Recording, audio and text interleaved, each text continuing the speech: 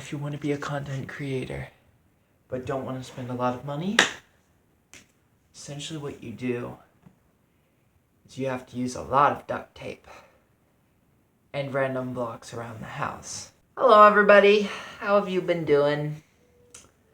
Hope you've been having a good-ish year, better than I have.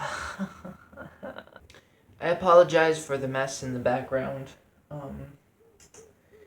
That is my brother's bed, so yeah, it's gonna be messy. I am making this video very unprofessionally. I wanted to talk about a scene from a movie that I have not even watched. I have watched the scene, but I have not watched the movie. I am not the biggest Tim Burton fan.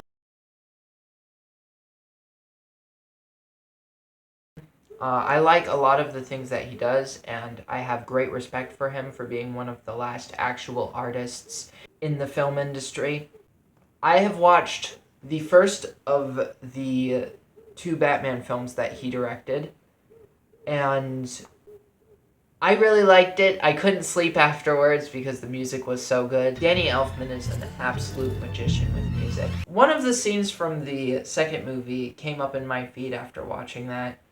And I watched it, and I was really, really touched by it. I've heard that Batman Returns isn't exactly the best Batman movie. It's more of a Tim Burton movie than it is a Batman movie.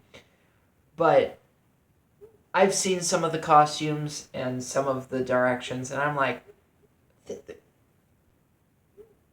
this is better than a lot of the things that DC has put out in the last couple of years. Like, this year alone. You're telling me that this Penguin isn't the best Penguin? I still haven't watched the movie, so I probably shouldn't judge. Before I go on, spoilers up ahead. Please watch this movie before watching the rest of this. The scene that I'm talking about is when Selina Kyle turns into Catwoman. So, the scene opens up with Selina working late at night, and her boss comes in. I can't remember her boss's name. He starts talking to her, and she has been researching some stuff and finds out some shady business that her boss is doing. Props to Tim Burton for doing this scene so perfectly, so then the cat mask would shine up on her face from her glasses. Anyway, so he essentially threatens to, like, kill her, and she gets super scared, and he plays it off like a joke, and she's like, oh, I thought you were gonna do... Nope! He shoved her out a window. She's dead. A bunch of cats come over and revive her, I guess. It was unclear. The scene was kind of dramatic. The scene was kind of trippy. Then it shows her come home.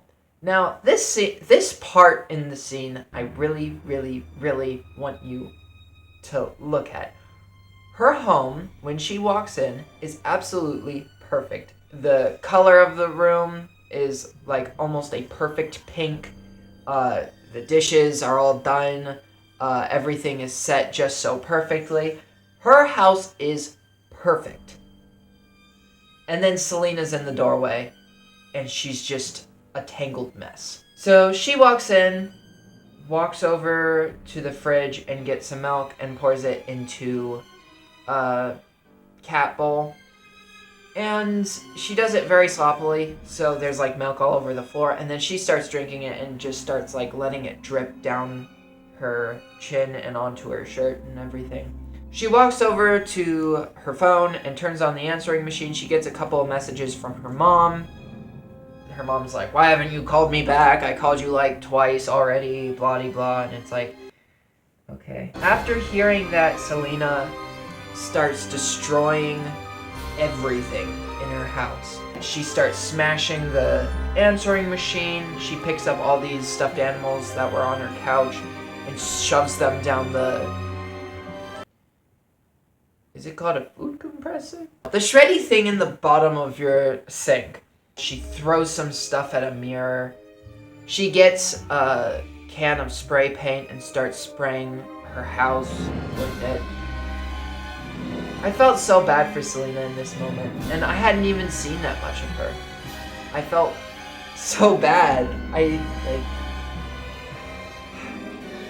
Anyway, so she goes to her closet and finds this leathery jacket thingy, and so she runs into another room and pulls out her sewing kit and starts sewing it together, and she's like doing it almost obsessively. There's so much pain, anger, and love all at the same time as she's making this thing. And I do just want to say, as an artist, I have felt that.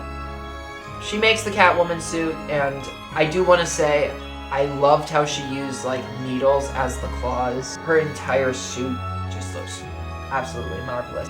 With costumes in Hollywood, every time it's like a really beautiful costume, the actress is like, I'm never doing that again.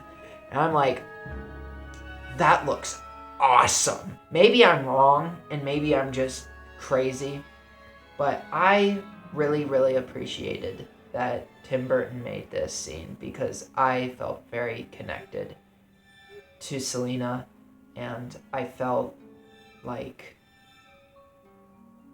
somebody understands the pain that I'm going through, you know? Because sometimes you just make art out of spite, out of like you have all these feelings and just like scribble on a page angrily, and it was a very good scene. And I like how everything in the house seems so perfect. And then there's Selena. Like, she's trapped in this environment that she's built up, and she can't live up to that. And almost as if everybody has expectations of her. Maybe I'm crazy and blowing this out of proportion by a long shot, but this is like genuinely what I felt when looking at it. I don't know what Tim Burton was trying to portray with that, but if he was doing exactly what I was saying, I feel so glad that he did that. I feel very understood, I guess. Anyway, that's my video. Sorry that it's very dark and unprofessional. But yeah, I don't really have anything else to say. Thanks for watching, and I'll see you in the next one. Bye-bye.